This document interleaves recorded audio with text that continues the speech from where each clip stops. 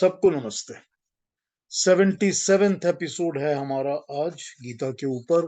Fourth chapter जिसके ऊपर मैं बात इतनी देर से कर रहा हूं उसका मैं आज कंक्लूजन कर लूंगा, कोशिश करूंगा कंक्लूजन कर लूं। और नेक्स्ट सैटरडे से हम लोग फिफ्थ चैप्टर पर स्टार्ट कर लेंगे बात करना, ठीक है ना। पर एक मंत्र पढ़ लेता हूं पहले। ये अथर्ववेद का मंत्र है। ये मंत्र कहता है, हाँ,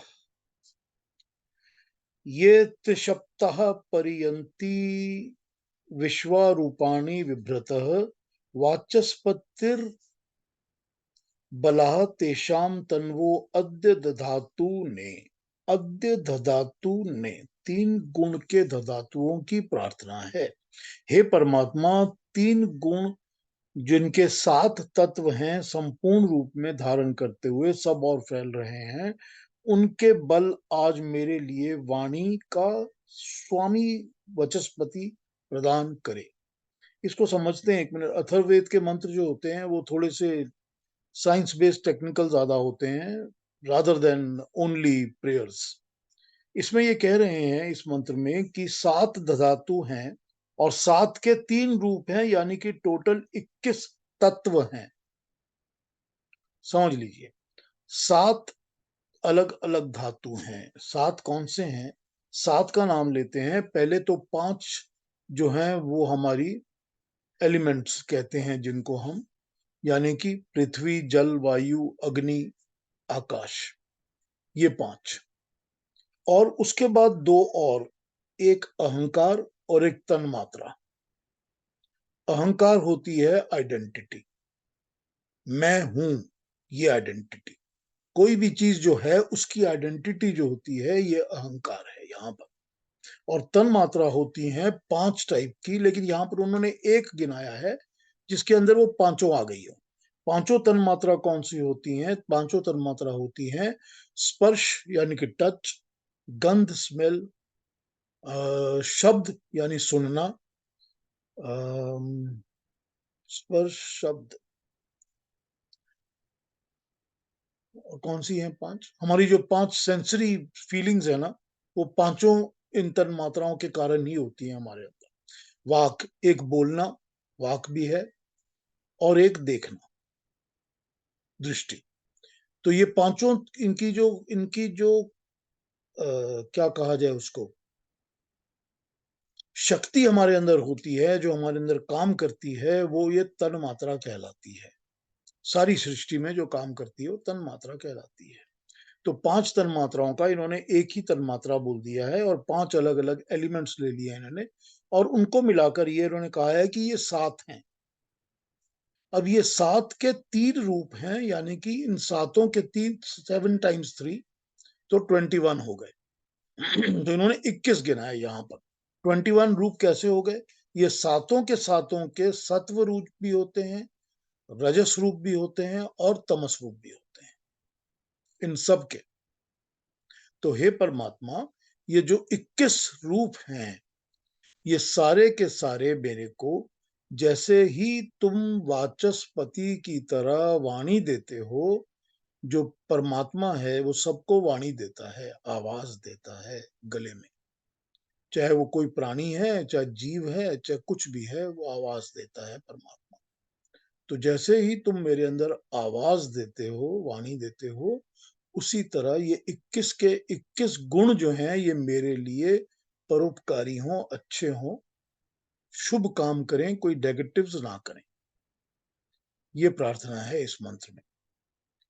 यहाँ समझने की चीज ये है कि जो तमस होता है उस तमस को भी हम पॉजिटिव रूप में यूज कर सकते हैं।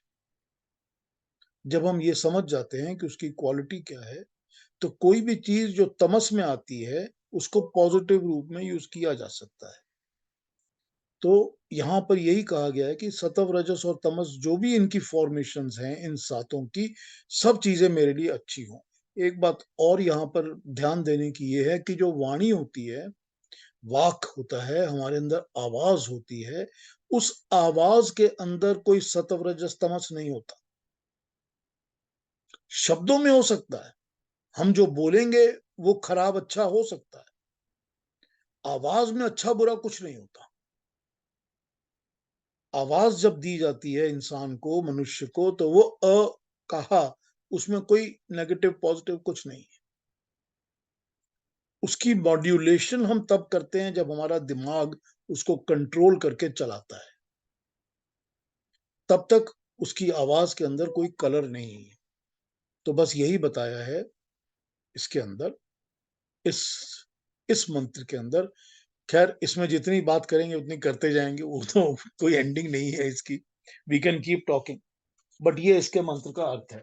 आइए अब कल की बात पकड़ लेते हैं और उस पर शुरू करते हैं। कि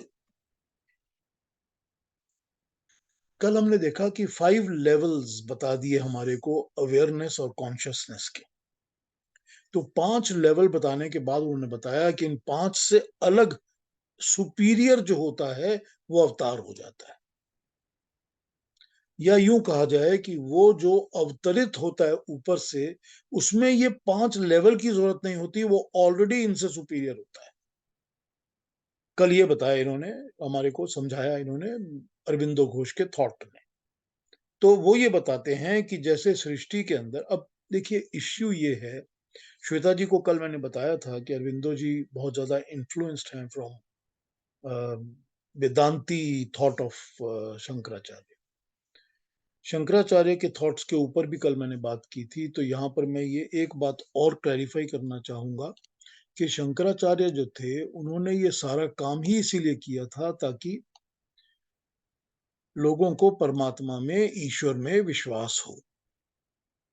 और वो ईश्वर के विश्वास को स्थापित करने के लिए, क्योंकि लोगों के अंदर ये एक चीज फोर्स कर दी जा रही थी कि परमात्मा नाम की चीज, ईश्वर नाम की चीज होती ही नहीं है। तो जब ये चीज फोर्स की जा रही थी, तो शंकराचार्य जी के फादर इस पे काम करने लगे कि ये बहुत ही गलत चीज सोसाइटी में हो रही है, इसको रीएस्टैब्लिश करना पड़ेगा। तो रीएस्टैब्लिश करने के लिए ही शंकराचार्य जी ने पहले सोचा कि नंबर 1 तो ये होना चाहिए कि हम हर जगह परमात्मा ही परमात्मा एस्टैब्लिश कर दें। तो इसीलिए उन्होंने कहा कि दुनिया में कुछ नहीं है, हमको जो दिखता है सारी की सारी प्रकृति, सूरज, चांद, तारे, पेड़ पौधे, सब कुछ वो ईश्वर है। वो ईश्वर की ही माया है, ये उसका इल्यूजन है। ये असल में कुछ नहीं है, इसके पीछे सिर्फ ईश्वर, और ईश्वर तो है ही। तो नथिंग अदर देन, इसी को अद्वैत कहते हैं। नथिंग अदर देन वो ईश्वर, सिंगल वन, तो वो हो गया अद्वैतवाद। तो जब अद्वैत हो गया, तो उसका मतलब हो गया कि इसके अलावा और कुछ नहीं।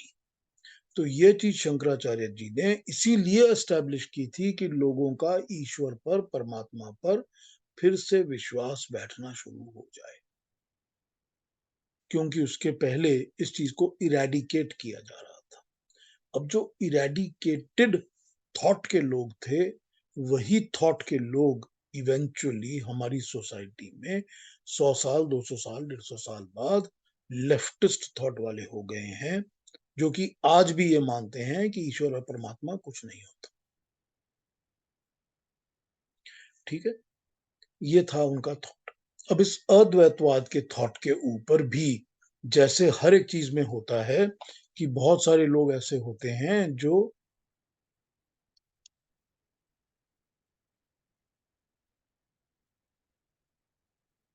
ऐसे बहुत सारे लोग होते हैं जो कि एक थॉट को लेकर, फिर वो जो थॉट बनाने वाला है वो चला जाता है, तो फिर उसके थॉट के ऊपर चर्निंग शुरू होती है, और फिर बड़ी बड़ी किताबें लिखी जाती हैं कि मेरा विचार ये था, मेरा विचार वो था।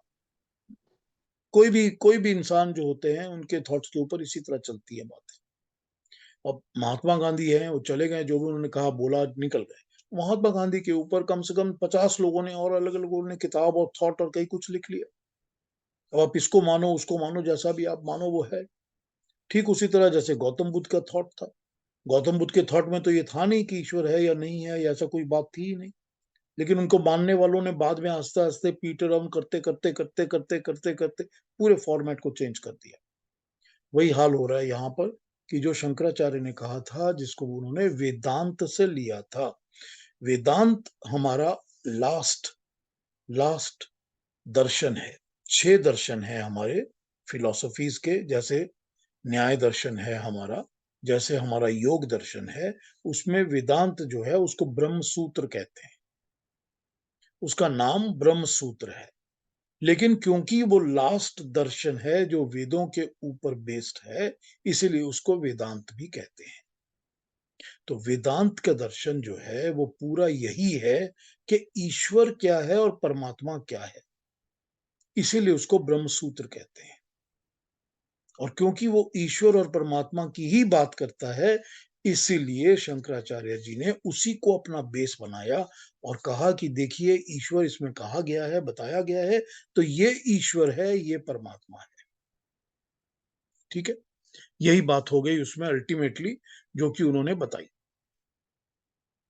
तो इस थ्योरी के ऊपर बेस करके शंकराचार्य जी ने अपने प्रिंसिपल्स को स्टैब्लिश किया, ताकि मैं ईश्वर को वापस सोसाइटी में इंट्रोड्यूस कर सकूं, जो कि लुप्त होता जा रहा है।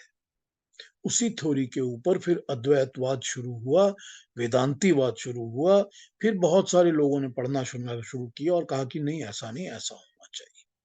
अब इसमें एक इश्यू और है जो कि नेगेटिव नहीं लेनी चाहिए, लेकिन ये समझ लीजिए कि जो ज्यादा पढ़े लिखे लोग थे, यानी कि अरबिंदो घोष जैसे थे, वो बिल्कुल ब्रिटिश एजुकेशन के अंदर, इंग्लिश एजुकेशन के अंदर एजुकेटेड थे पूरी तरह से, वेल एजुकेटेड जिसको कहा जाए। अब English education, western theories, western education उनके दिमाग में थी, तो उनके दिमाग में इवोल्यूशन थ्योरी बड़ी स्ट्रांगली एस्टैब्लिश्ड थी कि दुनिया में पहले इस तरह की एक क्रिएशन होती है, फिर क्रिएशन में से, प्लाज्मा में से निकलकर एक शरीर बनता है, फिर शरीर से बनने के बाद उसके अंदर प्राण आता है तो वो जानवर बनता है या पंछी बनता है, और फिर जब उसके अंदर मन आता है तो वो मनुष्य बन जाता है। तो ये एक इवोल्यूशन थ्योरी उनके दिमाग में बैठी हुई थी। तो उन्होंने अपनी इवोल्यूशन थ्योरी और वेदांत को मिक्स कर कर अपने इन प्रिंसिपल्स को एस्टैब्लिश किया था। तो कल तक हमने यही बात की थी कि वो 5 लेवल बताते हैं अलग अलग, जिसको वो अलग नाम देते हैं कि हाँ भाई ठीक है, हम लोगों के अंदर किसी भी क्रिएशन के अंदर ये 5 लेवल होते हैं।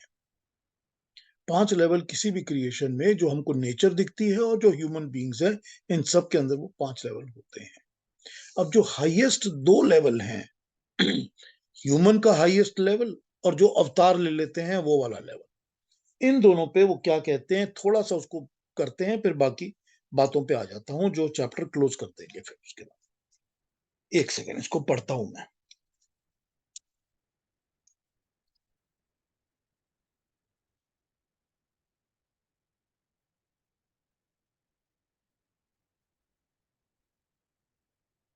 इसको उन्होंने कहा है अतिमानस और अधिमानस, त और ध।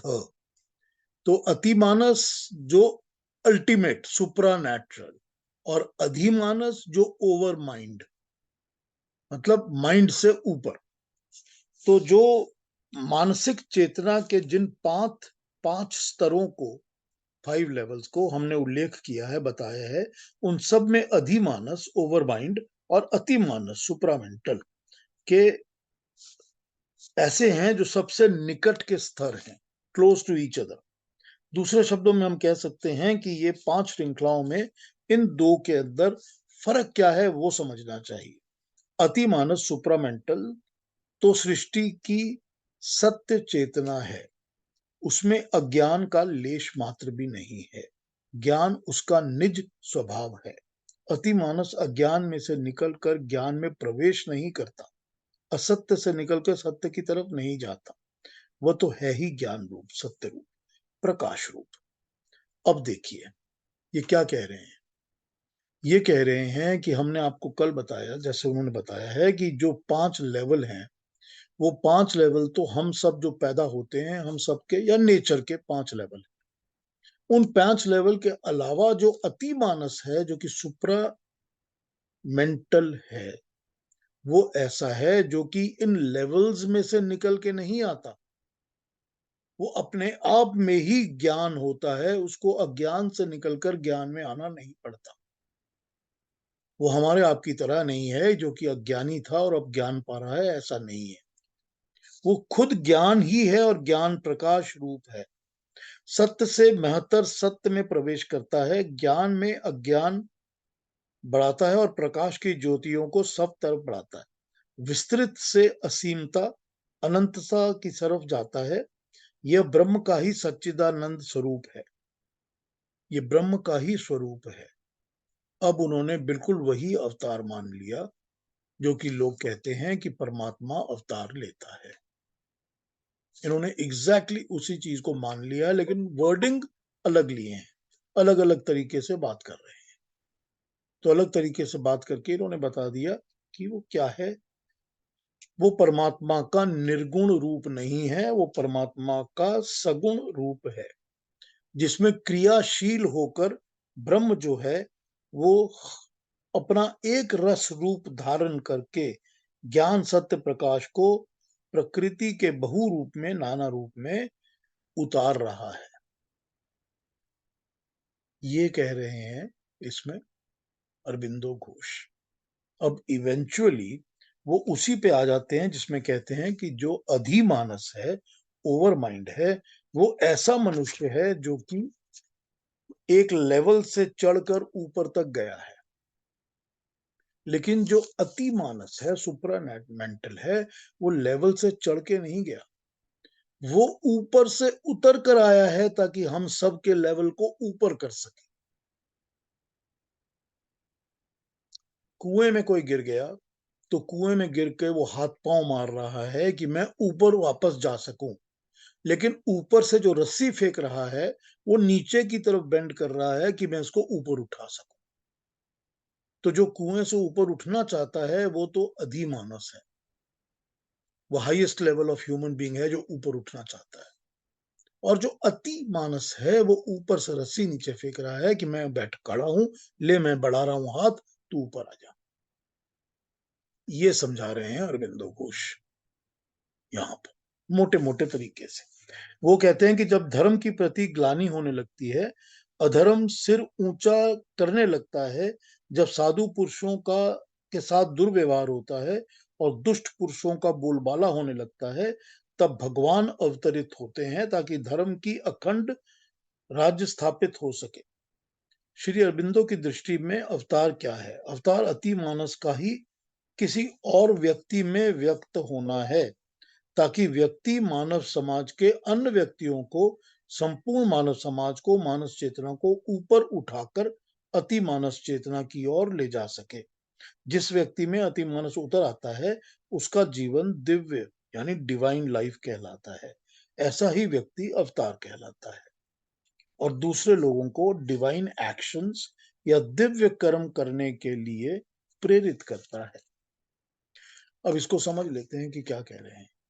ये कह रहे हैं कि जो अति मानस है वो एक किसी न किसी ह्यूमन फॉर्म में बॉडी में चला जाता है और जाकर वो ईश्वर का काम करना शुरू करता है। ठीक है, अब आप भगवान कृष्ण को लिए वो इस तरह समझ रहे हैं कि ईश्वर का ही कोई रूप है जो अति मानस रूप है, वो ईश्वर की बॉडी, सॉरी, कृष्ण की बॉडी में आ जाते हैं और कृष्ण की बॉडी में आने के बाद वो भगवान कृष्ण बनकर सारी की सारी सोसाइटी को ऊपर उठाने की चेष्टा करते हैं, ऊपर उठाने की चेष्टा करते हैं। ये कह रहे हैं अरविंदो घोष। ये अरविंदो के थॉट्स हैं। अब कंक्लूड करने के पहले ये बताना यहाँ जरूरी हो जाएगा कि जो भगवान कृष्ण है वो अपने आप भी अपने अवतारवाद को और अवतारी थॉट्स को बताते हैं, खुद भी बताते हैं। वो खुद क्या कह रहे हैं? वो खुद ये कह रहे हैं कि मैं कई बार जन्म ले चुका हूं। वो खुद कहते हैं कि मैं कई बार जन्म ले चुका हूं। तुझको अपने जन्म याद नहीं है पर मुझको अपने सारे जन्म याद हैं। यही कहते हैं वो, अगर उनकी बात सुनी जाए तो। अर्जुन को कह रहे हैं कि तुम्हारी तरह मैंने भी बहुत बार जन्म लिया है, तुमको अपने जन्म याद नहीं है पर मुझको अपने जन्म याद है। तो इसका तो यही मतलब बनता है कि वो भी कई बार शरीर धारण करके हमारी तरह, आपकी तरह, सबकी तरह जन्म ले चुके हैं। तो जब वो जन्म ले चुके हैं और वो कई बार जन्म ले चुके हैं, तो इसमें डिफरेंस क्या है? डिफरेंस ये है कि उन्होंने अपने आप को, अपने ज्ञान को उस लेवल तक बढ़ाया है कि वो अपने सारे जन्मों को जानते हैं। जन्मों को जानने से क्या होता है? जन्मों को जानने से क्या होता है? जन्मों को जानने से ये होता है कि मेरे अंदर जितने भी पुराने अवगुण थे, बुराइयां थी, दोष थे, लोभ था, मोह था, पाप था, उन सबको मैं कॉन्शियसली मिटा सकता हूं, one by one, one by one. और जितनी भी अच्छाइयां थी मेरे अंदर, हर एक में, हर मनुष्य में अच्छाई तो होती ही है। जितनी अच्छाइयां थी, उन अच्छाइयों को मैं एनलार्ज करके, अडॉप्ट करके हर जन्म में बार बार खींच खींच के ला सकता हूं कि नहीं, मुझे अच्छाई लेनी है, बुराई को छोड़ना है। तो एक जन्म लग गया इनको पहचानने में, अगला जन्म लग गया कुछ बुराइयों को काटने में, और एक जन्म लग गया अच्छाइयों को लेने में, फिर जन्म लग गया जिसमें और बुराइयां काटी। इस तरह मैंने भी कई जन्म लिए, पर मुझको अपने जन्म याद हैं। तो ये एक एडवांटेज कह लीजिए इसको, स्ट्रेंथ कह लीजिए इसको। लेकिन ये होता कैसे है? ये होता है 100% योग को फॉलो करने से।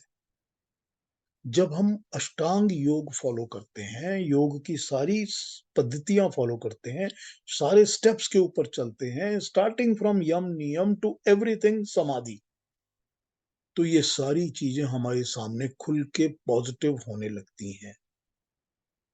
मेडिटेशंस में बैठकर जब आप रियली मेडिटेट करते हैं, तो पुराने जन्मों का स्मरण करना बहुत ज्यादा मुश्किल नहीं होता।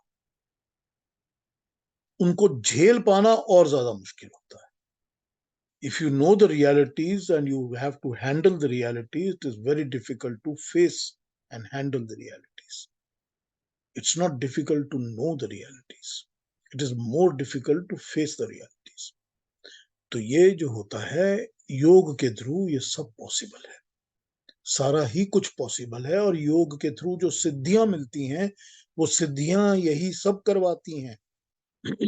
वो आपको आपके दूसरी चीजों पे कंट्रोल सिखाती हैं, प्रकृति को कंट्रोल करना सिखाती हैं।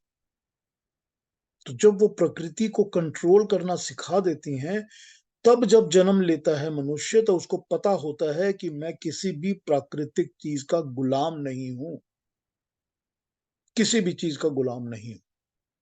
अब नहीं हूं तो मेरे कंट्रोल में सब कुछ है। तो यही तो भगवान कृष्ण कह रहे हैं ना, यही समझा रहे हैं बार बार कि इसी तरह से मैंने जन्म लिया है, और ये मेरा यही जन्म इसीलिए है। तो जब ये समझा रहे हैं वो बात, वो तो स्टेप बाय स्टेप आपको बता रहे हैं how you can also achieve the same. वो तो कोई सीक्रेट रखते नहीं है अपने पास। तो ये भगवान कृष्ण के अपने वर्ड्स हैं।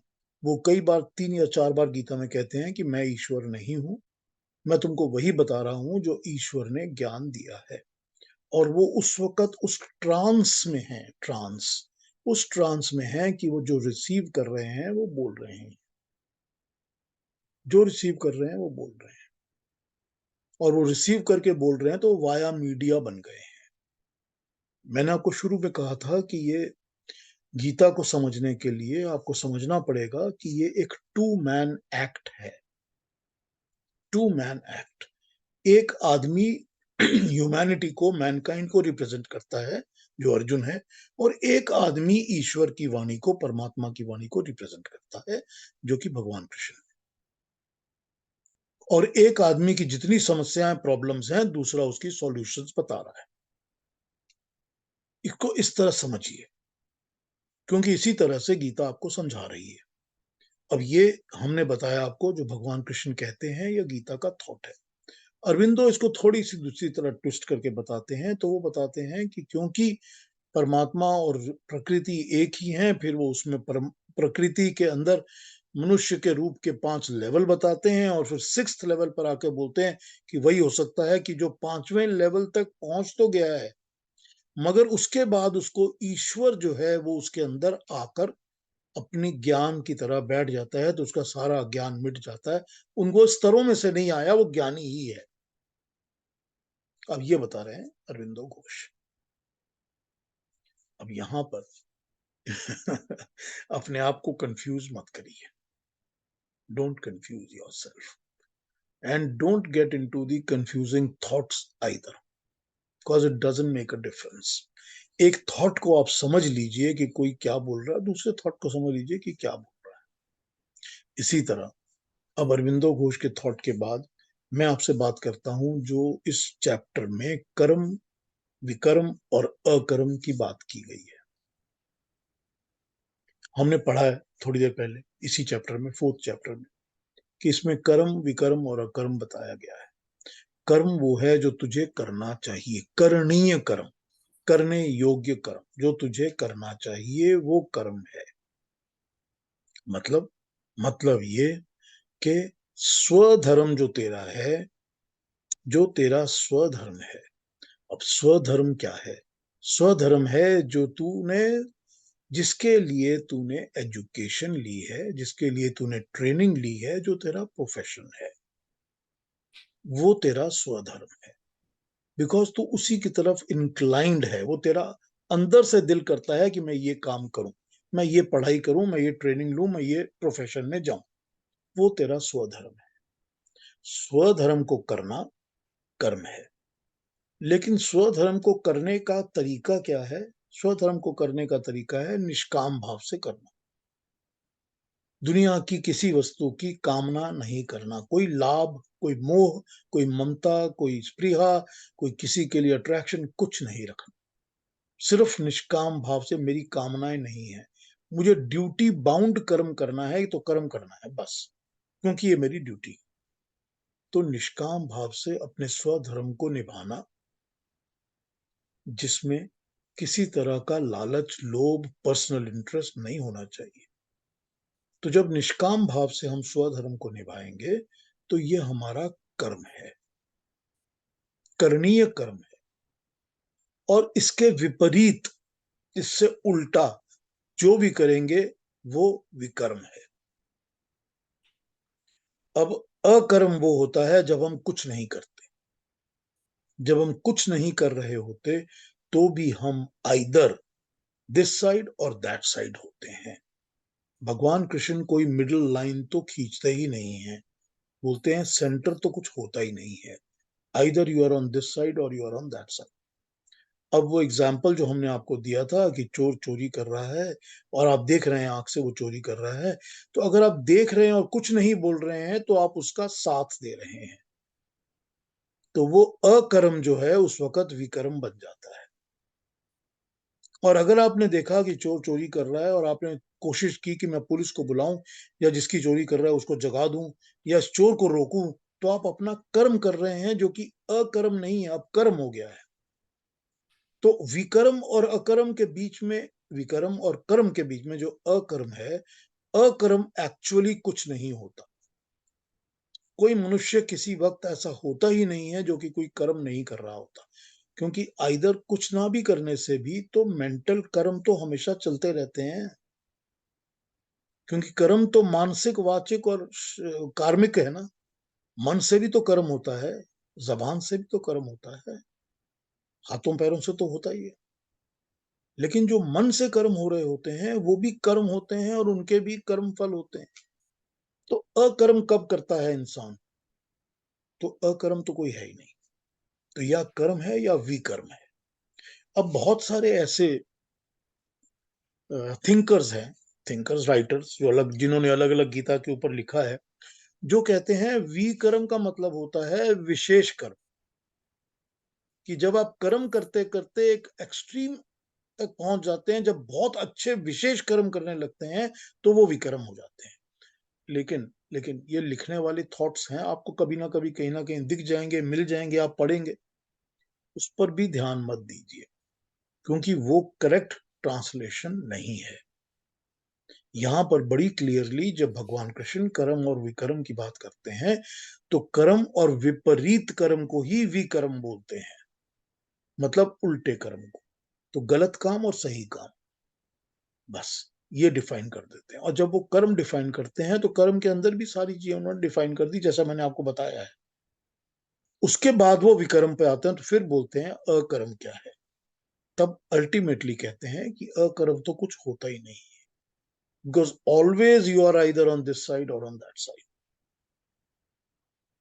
तो ये थॉट्स हो गए एक यदा यदा ही धर्मस्य पर, जो वो कहते हैं कि मैं अवतार क्या होता है, कि कैसे हर मनुष्य के अंदर, सारी सोसाइटी के अंदर जब भी कोई चीज बहुत ज्यादा खराब होने लगती है तो ऐसे मनुष्यों में थॉट प्रोसेस आने लग जाते हैं, चाहे वो कोई सिंगल इंडिविजुअल हो या वो पूरी सोसाइटी हो, कि जिनके अंदर ये थॉट आ जाते हैं जो वो साधु को प्रोटेक्ट करते हैं और दुष्टों को नाश करते हैं या उनको खत्म करते हैं या उनको एलिमिनेट करते हैं। तो ये एक मनुष्य के रूप में कह सकते हो कि मैं गाइड कर रहा हूं तुमको। कर तो तुम लोग सारे रहे हो ना, इतनी बड़ी जो सेना खड़ी है ये सेना ही तो युद्ध करेगी ना, मैं तो सिर्फ गाइड कर रहा हूं। तो इस तरह गाइड करने वाले लोग तो आते ही हैं, या इंस्पिरेशन के थ्रू मनुष्य जो होती है मानव जाति गाइड हो जाती है। तो वो इस तरह से अपने यदा यदा ही धर्मस्य को समझा रहे हैं। तो यहाँ पर इस चैप्टर में ये दो चीजें मेन समझने की हैं। एक तो ये है कि भगवान कृष्ण क्या कहते हैं regarding coming of the consciousness in the entire humanity और in a particular human being और in a set of human beings to fight the negative forces and reestablish the good और धर्म, धर्म संस्थापनार्थाय। हर चीज का काम धर्म संस्थापना से ही होगा। तो वो ये समझा रहे हैं अपने इस चैप्टर में, और फिर ये बता रहे हैं कि इन सब चीजों से ज्ञान ज्यादा जरूरी है, क्योंकि जब तक ज्ञान नहीं होगा तो ये बातें भी नहीं समझेगा और तू उस कर्म को ठीक करेगा भी नहीं, क्योंकि हर कर्म तो ज्ञान से ही प्रेरित होता है। हमको बिना नॉलेज तो हम कोई कर्म करते ही नहीं है। अब अज्ञान से प्रेरित कर्म भी हो सकता है, तो जो दुर्योधन कर रहा है वो अज्ञान से प्रेरित कर्म है। तो उस कर्म को करने की जगह तू ज्ञान से प्रेरित होकर कर्म कर। ज्ञान प्राप्त करना मुख्य है, बहुत आवश्यक है, और ज्ञान वो है जो मैं तुझे दे रहा हूं। तो step by step, one by one, 1 2 3 करके हर चीज को वो समझाते जाते हैं, एक्सप्लेन करते जाते हैं, बताते जाते हैं कि क्या चीज क्या होनी चाहिए, ज्ञान क्या होता है, स्वधर्म क्या होता है, निष्काम क्या होता है, बिना स्वार्थ के कर्म करना क्या होता है। फिर उनको यज्ञ कर्म कब कहते हैं, जब हम लोगों के कल्याण के लिए, मानव जाति के कल्याण के लिए कर्म कर रहे होते हैं, अपने लिए नहीं कर रहे होते, तो यज्ञ कर्म है और वही कर्म करने लायक है। और इसके विपरीत तो जो करेगा वो भी कर्म है। तो ये हैं जो कुछ चीजें डिफाइन करके इन्होंने 4th चैप्टर में समझाई हैं। अगर हम इन थॉट्स को, मैं आपको समझाता बताता इसलिए हूं क्योंकि मुझे ये लगता है कि जो विपरीत थॉट्स हैं, जो अलग अलग थॉट्स हैं, उन पर चर्चा और बात करनी चाहिए। करनी इसलिए चाहिए ताकि हम अपने ही थॉट प्रोसेस को, हमारे अंदर जो चल रहा है ज्ञान को, इसको हम एक्सपैंड कर सकें। हम बाकी लोगों के थॉट्स को भी समझ तो सकें कि क्या चल रहा है। क्योंकि फिर क्या होगा कि कभी आप कभी और कोई गीता उठाएंगे और पढ़ेंगे तो आप कहेंगे कि मैंने तो ये पढ़ रहा हूं लेकिन पीयूष ने तो कुछ और बताया था। या फिर आप किसी और से चर्चा करेंगे, बातें करेंगे, डिस्कशन करेंगे, या किसी पब्लिक में कहीं पर किसी को सुनने जाएंगे तो आप कहेंगे ये तो कुछ और बता रहे हैं। ठीक है, कम से कम आपको वैरायटी ऑफ थॉट्स आपके अपने दिमाग में पता होनी चाहिए, तो आप ठीक से एनालाइज कर सकेंगे और अपने लिए क्या अडेप्ट करना है वो आप ठीक से समझ सकेंगे। यही प्रयास रहता है मेरा, इसीलिए मैं बाकी विचारों की बातें कर लिया करता हूं।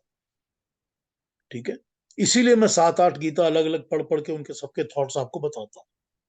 तो ये है चैप्टर 4 का basic conclusion about all those things that Aurobindo है सेड, अरबिंदो घोष है said, and all those things जो अल्टीमेटली चैप्टर में से निकल के आती हैं, जो कि हमको समझनी है पॉइंट वाइज 1 2 3 करके। तो अब आप लोगों ने जो कुछ पूछना हो, कुछ बताना हो तो बता सकते हैं। मैंने कोई कंफ्यूजन किया हो तो मुझसे फिर कह लीजिए, मैं क्लैरिफाई कर दूंगा। But I hope that I have been able to clarify everything. Particularly मैं चाहता हूं कि श्वेता जी और अरुणा जी इसके बारे में बताएं कि ठीक समझ में आ रहा है कि नहीं समझ में आ रहा है, या अभी भी कोई कंफ्यूजन या प्रॉब्लम्स हैं। जी, अपने अपने इसको ऑन करके बात कर लीजिए। पीयूष जी, समझ में तो बहुत अच्छी तरह से आया। और हाँ मैं जी, एक बार आपको धन्यवाद और एक बार देना चाहती हूँ कि आपने ना सिर्फ थॉट्स हमें दिए, लेकिन वो थिंकिंग प्रोसेस भी हमें सिखाई है कि कैसे थिंक करना चाहिए। किसी को भी हम सुनते हैं तब क्या एक्सेप्ट करना चाहिए और क्या नहीं, ये जो आपने प्रोसेस हमें सिखाई है ना, उसके लिए बहुत बहुत धन्यवाद। ये हमारे कायम हमेशा हमारे साथ रहेगी ये प्रोसेस। Thank you. ये ये पहले बात कहनी थी। और दूसरी बात जो आपने अकर्म और विकर्म और विपरीत कर्म, कर्म, कर्म विकर्म अकर्म। हाँ हाँ, अकर्म के बारे में, इसके पहले ना आपने अकर्म के बारे में बताया था हमें। और जो करना चाहिए उस वक्त, लेकिन हम उसे टाल देते हैं, वो अकर्म होता है। लेकिन आज आपने उससे और एक स्टेप मुझे लगता है कि आगे ले गए हमें, कि हम जब अकर्म करते हैं, जो भी नहीं करना चाहिए वो सही नहीं है आपका, कि आपने उस वक्त जो करना चाहिए था वो आपने नहीं किया, ये आपने अकर्म किया है। लेकिन वो आपको अल्टीमेटली विकर्म की तरफ ही ले जाता है, उसका ट्रांसफॉर्मेशन विकर्म में ही होता है। ये मेरी आज समझ में आया। ये मैंने सही समझा है ना? बिल्कुल बिल्कुल ठीक समझा है। जी, बिल्कुल, वही मैं। उसका कर्म फल भी है। हम्म। अकर्म का कर्म फल नहीं है ऐसा नहीं है, उसका भी कर्म फल है। जी। क्योंकि जब विकर्म हो गया तो कर्म फल तो हो ही गया ना। करेक्ट। बिल्कुल ठीक। थैंक यू धन्यवाद। Aruna ji, thank you Aruna ji, thank you. Shweta ji, आप कुछ कहेंगी, पूछेंगी? I second Aruna ma'am, seriously I mean, नहीं सर, डाउट का तो कुछ नहीं है, बहुत ही क्लैरिटी से आपने बताया। मुझे एक सेंटेंस में मैं थोड़ी सी अटक गई थी, जब आपने बोला कि श्री कृष्ण भगवान बोलते हैं कि मैं भगवान नहीं हूँ।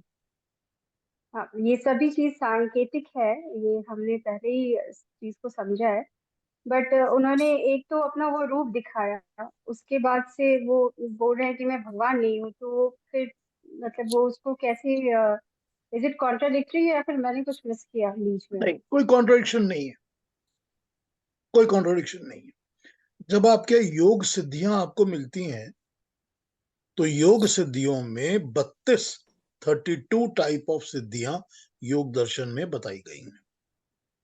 उन 32 सिद्धियों में से ऐसी सिद्धियां होती हैं जिनको हम लघुमा, महिमा वगैरह वगैरह कहते हैं। अब इन योग सिद्धियों में 9 सिद्धियों की बात हमने तब भी की थी जब हमने नव दुर्गा की बात की थी, लेकिन उसमें 32 सिद्धियां हैं योग दर्शन में। वो क्या होती हैं कि कोई भी इंसान जो इन सिद्धियों को प्राप्त कर लेता है योग के द्वारा, वो अपने शरीर को बिल्कुल माइन्यूट भी कर सकता है और महिमा बहुत बड़ा भी कर सकता है, क्योंकि वो प्रकृति के कंट्रोल में नहीं रहता।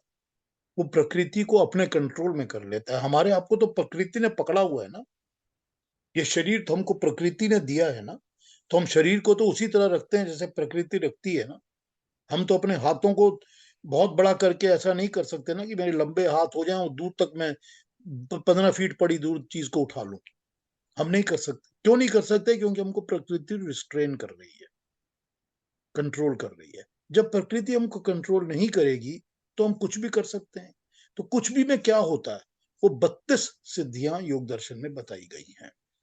महिमा, लघुमा, इस तरह की अलग अलग सिद्धियां बताई गई हैं कि आप एकदम छोटे हो सकते हैं, चींटी की तरह बन सकते हैं, और आप विराट रूप धारण कर सकते हैं, जो भगवान कृष्ण कई बार अपना विराट रूप दिखाते हैं, 2 बार दिखाते हैं। वो आप विराट रूप धारण कर सकते हैं, जो कि लोगों को दिखता है कि बहुत बड़ा है ये। बड़ा कैसे है? क्योंकि वो प्रकृति कंट्रोल नहीं कर रही है आपको। मैं आपको एक एग्जाम्पल दे देता हूँ छोटा सा, जिसकी मैं बात कभी कभी करता हूँ, हमेशा नहीं करता इसके बारे में। ये एक लंदन में एक रिकॉर्डेड चीज है, जो कि अब मुझे नाम नहीं याद, अब मैं भूल जाता हूँ नाम। तो वो एक इंग्लिश ऑफिसर थे, ब्रिटिश ऑफिसर, जो कि वहां पर उन दिनों में गढ़वाल एरिया के अंदर वो डिस्ट्रिक्ट मजिस्ट्रेट थे। वो डिस्ट्रिक्ट मजिस्ट्रेट थे, तो वो अपनी डिस्ट्रिक्ट मजिस्ट्रेट के हिसाब से लिखते हैं, रिकॉर्डेड है, और ये रिकॉर्डेड लंदन में है। अब वो म्यूजियम में रखा हुआ है। अब वो कहते हैं कि जब मैं वहां पर था तो मैं रेगुलरली देखता था कि हरिद्वार, ऋषिकेश वगैरह एरिया के अंदर महर्षि दयानंद स्वामी आया करते थे। महर्षि दयानंद स्वामी आते थे, उनके लेक्चर होते थे और 10,000 लोगों तक उनके लेक्चर अटेंड करते थे। इसीलिए इसीलिए मुझे हर बार पुलिस व्यवस्था करनी ही पड़ती थी ताकि कोई प्रॉब्लम्स ना हो जाए। 10,000 पीपल अटेंडिंग हिज लेक्चर्स, ये वो नोट करते हैं, और इसलिए मुझे पुलिस व्यवस्था करनी पड़ती थी। लेकिन मैंने ये चीज नोट की, जो कि मैंने उनके 6 अलग अलग लेक्चर्स में देखा, कि वहां पर कोई डिसरप्शन, कोई रायट्स, कुछ नहीं होते। वो बड़ी शांति से बात करते हैं, बड़ी शांति और प्यार से लोग बात सुनते हैं। 2 घंटे, 3 घंटे, 4 घंटे बोलते हैं, लोग सुनते रहते हैं और फिर चुपचाप चले जाते हैं। तो मैं दयानंद सरस्वती से भी कई बार मिला हूं। Many times I have met him and found him to be a very fine human being. One day, एक बार दयानंद सरस्वती मेरे पास आए और उन्होंने कहा कि मैं ऊपर जा रहा हूँ गंगोत्री तक। तो मैंने कहा ठीक है, तो आपको 4-5 दिन लगेंगे जाने आने में, मैं कोई व्यवस्था करूं आपके लिए? आपके लिए मैं क्या पालकी, घोड़ा कुछ अरेंज कर दूं? तो कुछ आपके साथ मेरे लोग भी जाएंगे, ऊपर चले जाएंगे गंगोत्री तक। तो दयानंद सरस्वती ने मुझे कहा कि नहीं, ऐसी कोई बात नहीं, डोंट वरी अबाउट, मैं जाके आ जाऊं। उसके 2 दिन बाद मैंने देखा कि दयानंद सरस्वती वहीं पर ऋषिकेश में ही एक जगह मुझको बाजार के सामने मिल गए।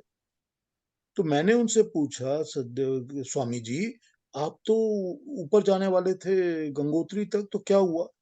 उन्होंने कहा नहीं, मैं होकर आ गया। तो मैंने पूछा कि आप होकर आ गए, ये कैसे पॉसिबल है? तो उन्होंने सिर्फ स्माइल किया और मुझे ये कहा, हाँ होता है, योग में पॉसिबल होता है, और चले गए। बस इतनी सी बात। अब ये उन्होंने रिकॉर्ड की हुई है। अब इससे आप क्या समझ सकते हैं? इससे आप समझ सकते हैं कि टाइम ट्रेवल पॉसिबल है, या स्पेस ट्रेवल पॉसिबल है इंसान के लिए, कि उसको शरीर को लेके जाने की जरूरत नहीं पड़ती है। तो ये क्या होती है? ये योग की सिद्धि होती है। इस तरह की 32 सिद्धियां होती हैं। वो जो लोग हाथ उठा के ऐसे हाथ उठाते हैं और उनके हाथ में लड्डू आ जाता है, वो भी एक सिद्धि होती है, जो कि हम लोग सबको बांटते हैं। या वो कहते हैं ये लीजिए, ऊपर से मुझे राख की विभूति मिल गई। कहीं ना कहीं तो राख मैन्युफैक्चर हुई है ना, मगर हाथ में आ गई है, क्योंकि वो एक सिद्धि उनके पास है जो वो कर सकते हैं। 32 तरह की सिद्धियां होती हैं। तो भगवान कृष्ण जो है वो, क्योंकि प्रकृति पर अपना कंट्रोल रखते हैं, इसीलिए तो जब जयद्रथ का वध हुआ था, तो उन्होंने दिखा दिया था कि सूर्य अस्त हो चुका है। तो जयद्रथ निकल कर बाहर आ गया था, फिर उन्होंने दिखाया कि अभी सूर्य अस्त नहीं हुआ है। क्यों? क्योंकि वो प्रकृति पे कंट्रोल करते हैं। तो ये प्रकृति पे कंट्रोल करना जो है, ये सिद्धियों से प्राप्त होता है, जो योग से मिलता है। ये भी तो भगवान कृष्ण बता देते हैं कि मुझे सब कुछ योग से प्राप्त है। तू योग के कर्म कर, तू योग कर, ज्ञान योग कर, कर्म योग कर, और योग से तुझको सिद्धियां प्राप्त होंगी, तू योग कर। तो वो सीक्रेट तो कुछ नहीं रखते ना, यहां भी बता देते हैं। अब हमको नहीं पता कि योग क्या है या उसकी सिद्धियां क्या हैं, तो ये हमारा अज्ञान है। इसमें हम उनके ऊपर डाउट या क्वेश्चन नहीं कर सकते। लेकिन जब आप योग दर्शन पढ़ेंगे तो आपको पता चल जाएगा कि उसमें सिद्धियां हैं, और 32 सिद्धियां उसमें हैं। जो क्या नाम है इनका, केशव चंद्र सेन। केशव चंद्र सेन जो थे, बंगाल के बंगाली राइटर थे, अच्छे राइटर थे। केशव चंद्र सेन ने, जब महर्षि दयानंद सरस्वती बंगाल गए थे, कलकत्ता गए थे, और वो कई 6 या 8 महीने या 9 महीने कलकत्ता रहे थे, और उन्हें बहुत प्रवचन दिए थे वहां पर। तो वहां पर उनकी मुलाकात ईश्वर चंद्र विद्यासागर और केशव चंद्र सेन से हुई थी। तो केशव चंद्र सेन ने उनके कलकत्ते से जाने के बाद उनके ऊपर एक इंक्वायरी बैठाकर, कि मैं इनके बारे में जानना चाहता हूं, नेगेटिवली मत लीजिए, जानना चाहता हूं। तो वो हर जगह उनके बारे में पूछते पूछते पूछते पूछते, ये क्या है, क्या बताते हैं, असल है, ये सब ठीक है, इस तरह की बातें करने लगे। तो केशव चंद्र सेन ने स्वामी विरजानंद को ढूंढ के निकाला, जिन्होंने ज्ञान दिया था स्वामी दयानंद को, और फिर केशव चंद्र सेन माउंट एबू गए, जहां पर 7 साल रहे थे स्वामी दयानंद, और जिन्होंने माउंट एबू पर योग सीखी थी, योग विद्या सीखी थी। तो माउंट एबू पे जो वहां उस वक्त के गुरु थे, उन्होंने केशव चंद्र सेन को बताया, जो केशव चंद्र सेन ने लिखा हुआ है कि वो 32 की 32 सिद्धियां भगवान स्वामी दयानंद ने प्राप्त कर ली थी। इसके बाद ही उनको माउंट एबू से निकाला गया था कि अब तू चले जा, तुझको सिखाने लायक अब कुछ नहीं बचा, हमको जो सिखाना था हमने सब सिखा दिया। ये केशव चंद्र सेन ने लिखा हुआ है। तो ये जो चीजें हैं ना, हमको जितनी समझ आती हैं हमको समझनी है, जो नहीं समझ आती उनको समझने का प्रयास करिए, तभी पता चलेगा कि होता क्या है। कि प्रकृति के ऊपर जब कंट्रोल आपका होगा तो आप प्रकृति को जिस तरह मर्जी कर सकते हैं। तो मैं अपनी शक्ल, सूरत, अपना शरीर, किसी और का शरीर, सब कुछ चेंज ऑल्टर कर सकता हूं। और जब सब कुछ ऑल्टर कर सकता हूं तो I am not restrained by nature. That is what is called the अवतार, जो कि रिस्ट्रेन्ड नहीं होता। ठीक है, थोड़ा समझना मुश्किल है श्वेता जी, आ जाएगा, समझ आ जाएगा। मेरी तो क्यूरियोसिटी बढ़ती जाती है सर, ठीक है, अच्छी बात है, क्योंकि क्यूरियोसिटी बहुत अच्छी चीज होती है श्वेता जी, क्यूरियोसिटी बहुत अच्छी होती है। क्यूरियोसिटी से ही तो ज्ञान मिलता है ना, ज्ञान तो क्यूरियोसिटी से मैंने मिलता सर एक बुक ऑटोबायोग्राफी ऑफ योगी, आप तो जरूर है। पढ़े हाँ होंगे, आपने हाँ सुना होगा। हाँ। उसमें एक बहुत अच्छी बात अभी आप बोल रहे थे तो मुझे वो रिलेट हुआ। उसमें एक जो स्वामी परमहंस जी थे, उन्होंने मतलब वो मेडिटेशन ऐसा करते थे ना, तो उनको वो और उनके शिष्य वगैरह जो भी वहां पे बैठते थे, तो उनको कुछ मच्छर वगैरह नहीं काटते थे। तो उनके जो जो भी डिसाइपल थे वो बहुत शौक में रहते थे कि गुरुजी हम भी तो कर रहे हैं, पर हम इतना क्यों परेशान है, आपको जो एक भी मस्कीटो बाइट नहीं, कुछ नहीं हो रहा है। तो उन्होंने यही बोला था कि ध्यान में रहो तभी पता चलेगा। तो उसमें वो फिर बाद में उनका कंक्लूजन ये था कि वो इतने हाई मेडिटेटिव स्टेट में चले जाते थे कि वो बॉडी में रहते ही नहीं थे, it's like a dead body. तो मस्कीटो डेड बॉडी को तो नहीं काटेगा। तो बहुत अच्छा से वो उस बुक में वही बताया था कि योग ये सब जो है वो हाई मेडिटेटिव स्टेट में जाके आप ऐसा कर सकते हैं where you don't feel your body. तो बिल्कुल ये ठीक मुझे बात है। वहां से यही चीज रामकृष्ण परमहंस ने भी कही हुई है, लिखी हुई है। रामकृष्ण परमहंस भी यही कहते थे, और मैं तो ऐसे लोगों को जानता हूं श्वेता जी, जो मेडिटेशन में लेविटेट करते हैं, जिनकी बॉडी वेट खत्म हो जाती है और वो ऊपर उठ जाते हैं, 3 फुट, 4 फुट, 5 फुट ऊपर उठ जाते हैं मेडिटेट करते करते, उनको पता ही नहीं होता। I know such people, I have met them. तो लेविटेट करना ये मेडिटेशन के थ्रू पॉसिबल है, ये सब कुछ। तो ये सारी क्या है, अब वही बात है ना कि उस वक्त क्या होता है, ग्रेविटेशनल फोर्स जो है प्रकृति की, वो आपके पास काम नहीं करती, बॉडी वेट आपका काम नहीं कर रहा, तभी आप लेविटेट कर सकते हो। आपके शरीर में से जो एक्सक्रीशन है, जिस तरह का पसीना निकलना चाहिए, वो ऐसा होता है कि कोई भी मच्छर, बिच्छू, सांप आपके पास नहीं आता। ये सब चीजें क्या हैं, ये सब चीज हमको बताती हैं कि ये प्रकृति के ऊपर हमारा कंट्रोल है। क्योंकि अदरवाइज तो हमारी प्रकृति ऐसी है कि हमारे शरीर को मच्छर भी काटेगा, बिच्छू भी काटेगा। लेकिन जब हमारे अंदर, प्रकृति के अंदर हमको कंट्रोल आता है, तो ये सारी चीजें हमको डिस्टर्ब नहीं करती। आपने ठीक एग्जाम्पल यूज किया, इसको और एक्सपैंड कर लीजिए, अपने थॉट को और बढ़ा के देखिए, आपको फिर भगवान कृष्ण का विराट रूप समझ आने लग जाएगा कि वो किस तरह से अपने शरीर को विराट करके बड़ा कर सकते हैं, या किस तरह से अपने शरीर को एकदम छोटा बना सकते हैं। आपको समझ में आ जाएगी ये बात कि वो किस तरह से किसी भी वक्त युधिष्ठिर की सभा में बैठे हुए जब वो देखते हैं कि शिशुपाल गालियां देता रहता है, तो किसी भी वक्त वो किस तरह अपने शस्त्र को बुला सकते हैं अपने पास, कि कैसे वो अपना हाथ उठाते हैं और उंगली में उनके सुदर्शन चक्र आ जाता है। वो तो बता नहीं रहे आपको ना कि कहीं से उन्होंने निकाल लिया या किसी को कहा अभी लेके आ जा, मेरे आर्मरी में से निकाल के लाओ, ऐसा तो है नहीं।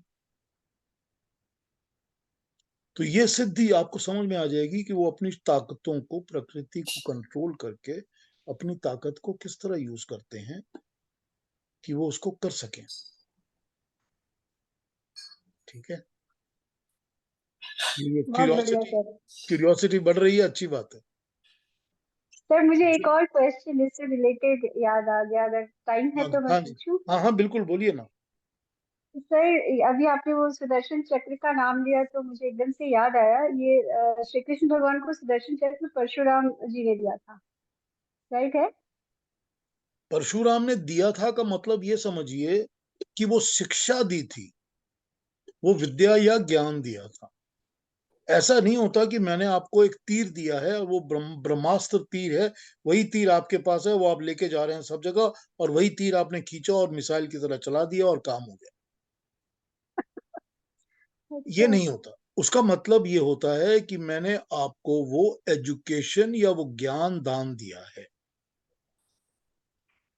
अब आप कहेंगी कि मैं तो आई सर्जन हूं, लेकिन जो आई की रेटिना ट्रीटमेंट है ये मेरे को इस डॉक्टर ने दान में दे दी। मतलब तो यह है ना कि उसने ज्ञान सिखाया आपको। तो करेक्ट यहाँ सर। पर जो परशुराम की बात आपने कही है सुदर्शन चक्र की, ये नहीं है कि चक्र हाथ में पकड़ा दिया, उनको उसका ज्ञान नॉलेज दिया कि शस्त्र को कैसे यूज किया जाता है। जी। ठीक है। नहीं सर, मेरा क्वेश्चन ये नहीं था, मुझे ये तो समझ आ गया कि ऐसा कुछ नहीं है जैसा हम टीवी में देखते थे, वो सारे ब्रह्मास्त्र ऐसे आग बंद किया और हाथ में आ गया, ऐसा नहीं होता एक्चुअली। वो ज्ञान देते हैं या फिर वो टेक्निक्स बताते होंगे। मेरा क्वेश्चन ये था कि परशुराम जी जो थे वो श्री राम जी के टाइम में भी थे, तो द्वापर युग में भी थे, और अभी श्री कृष्ण भगवान के टाइम में भी थे, त्रेता युग में भी थे, तो कितने दिन उनका लाइफ था? नहीं, यहाँ पर ऐसा है कि लाइफ जरूरी नहीं है। परशुराम जी का दिया ये भी हो सकता है कि जो ज्ञान फॉलो हो रहा है वो ज्ञान मैंने ले लिया इतने इतने हजार इतने लाख साल बाद भी, तो नाम उसी का है। किसका ज्ञान है? ये परशुराम जी का ज्ञान है।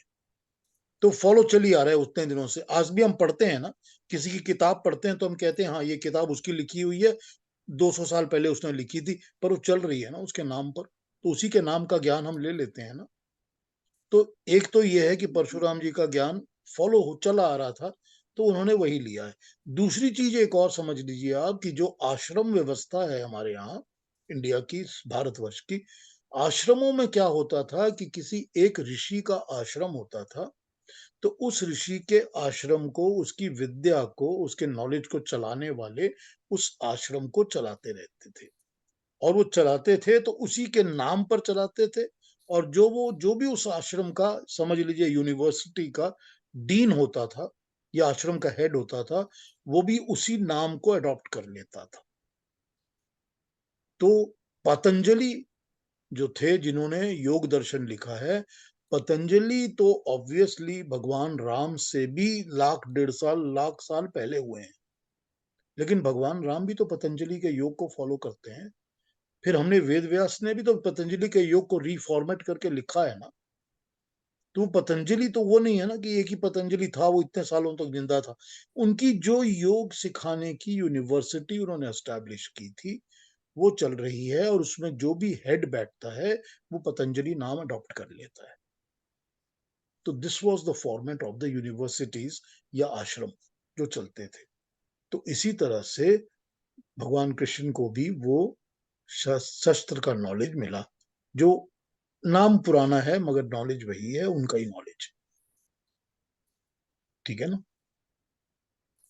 जी और क्यूरियोसिटी बढ़ गई। कोई बात नहीं, अच्छी बात। हाँ जी, और कोई कुछ पूछेंगे? अलका जी आप कुछ पूछेंगे? सुदर्शन चक्र तो शायद शिव जी ने दिया था ना। Makes no difference, makes no difference. चक्र शिव जी का होगा, नॉलेज परशुराम जी का होगा। How to use it makes no difference.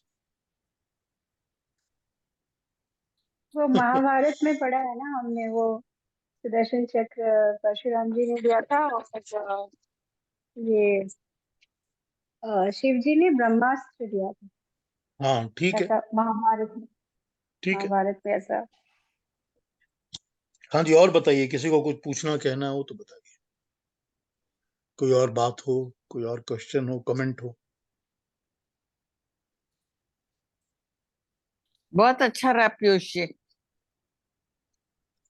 Very nice. बहुत सारी जो है ज्ञान की बातें पता लगी, कंफ्यूजन्स क्रिएट जो थे वो खत्म हुए।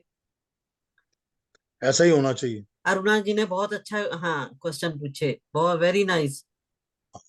ऐसे ही होना सबसे बड़ी बात है कर्म विकर्म और अकर्म का बारे में जो आपने विकर्म का बता दिया कि अब कोई कहेगा कि हाँ नहीं विशेष होते हैं, तो हमें अब इतनी नॉलेज मिल गई कि वो ऐसे नहीं होते। बिल्कुल ठीक बात। कर्म करेंगे तो वो विकर्म में चला जाएगा। बिल्कुल। बिल्कुल। थ्योरीज तो सबकी अलग अलग है ना।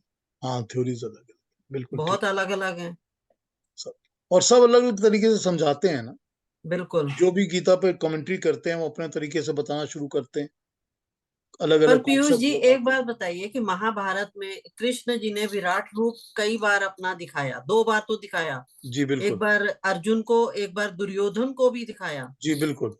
एक बार और अक्रूर को भी दिखाया। हाँ, और लेकिन उसको क्यों नहीं समझ में आया? किसको समझ में नहीं आया? दुर्योधन को क्यों नहीं समझ में उस समय क्योंकि आया? दुर्योधन ने क्या कहा? दुर्योधन ने कहा ये मायावी है, ये मायावी कृष्ण है, ये मैजिक कर रहा है, हमारी आंखों के ऊपर हिप्नोटाइज करके दिखा रहा है, ये ऐसे ही काम करता रहता है। अच्छा, मतलब उसको उसने समझना ही तो नहीं था। समझना देखिए, चाहता नहीं था जिसकी वो। जिसकी जो समझ है उसी तरह से समझेगा ना। वो तो बिल्कुल। समझना ही नहीं चाहता था। हाँ, तो जो उसकी समझ है वही समझेगा। वो अज्ञान से प्रेरित है तो उसकी समझ अज्ञान की तरफ ही जाएगी, थॉट प्रोसेस तो अज्ञान की तरफ ही जाएगा ना। तो एक अज्ञानी तो को इस क्यों कलयुग दिखाया में उन्होंने कितने अपना दुर्योधन विराट? पैदा हो गए हैं। सॉरी, क्या बोल रहे हैं आप? सॉरी, एक मिनट, प्रभा जी क्या बोल रही हैं? मैं क्या, कलयुग में कितने दुर्योधन पैदा हो गए हैं। हर युग में दुर्योधन ही दुर्योधन भरे होते हैं ना, हर युग में बिल्कुल। होते हैं, हर युग में होते हैं। ये अर्जुन होना कब जरूरी पैदा है। वो होंगे और कृष्ण कब पैदा होंगे? हाँ, देखिए, आप में, हम में, सब में है। बिल्कुल। हम में, आप में, सब में। हम प्रेरित करते हैं, लोगों को कहते हैं, बात उस तरह करते हैं, उनको सपोर्ट करते हैं, हम लोग करते हैं ना। तो वही बात है। हाँ, अलका जी क्या कह रही थी आप? मैं क्या, फिर एक अज्ञानी को उन्होंने क्यों अपना विराट रूप दिखाया? विराट रूप तो अपना दिखाया उनको डराने के लिए, कि तुम क्या मेरे को बंदी बनाना चाहते हो? तुम मुझे बंदी बना सकते हो? तुम तो प्राकृतिक चीजों को पकड़ के बांध सकते हो ना, मैं तो उसने प्राकृतिक कहा था ना इनको बंदी बना लो। वही इसीलिए दिखाया ना उन्होंने। हाँ जी, और कोई बात, कोई और क्वेश्चन, कोई और concern in whatever we have spoken today? बहुत अच्छे पीयूष जी। गीता का ज्ञान जितना दिया जाए लिया जाए उतना ही अच्छा। हाँ, बिल्कुल बिल्कुल, उतना ही अच्छा, बहुत अच्छी ज्ञान की चीज है। सुनने बिल्कुल। में, समझने में बहुत अच्छा लगता है। इससे लोग कहते हैं कि रोज कोई पेज पढ़ लो, उसमें से ज्ञान ही ज्ञान मिलता है। बिल्कुल यही बिल्कुल। बात है, बिल्कुल यही बात है। तो अगले हफ्ते हम 5वां चैप्टर शुरू करेंगे, 5th चैप्टर। अरुणा जी की आवाज दोबारा सुनेंगे और श्लोक शुरू करेंगे। तो 5वें अध्याय पर अगले हफ्ते शुरू करेंगे। आज हमने 4th कंक्लूड कर दिया। हमारा 77th सेशन था आज। अगले हफ्ते हम 78th पर आएंगे, जब 5वां अध्याय शुरू करेंगे। तो अगले सैटरडे मिलते हैं सवेरे। जी। ठीक है, तो सबको नमस्ते और अपना प्रणाम। ख्याल रखिए Piyush ji. Thank you very much, और thank you very much for joining me. नमस्कार। सबको नवरात्रि की बहुत शुभकामनाएं। बहुत बहुत आपको भी बहुत बहुत। आपको आपको भी। Thank you. जय माता दी।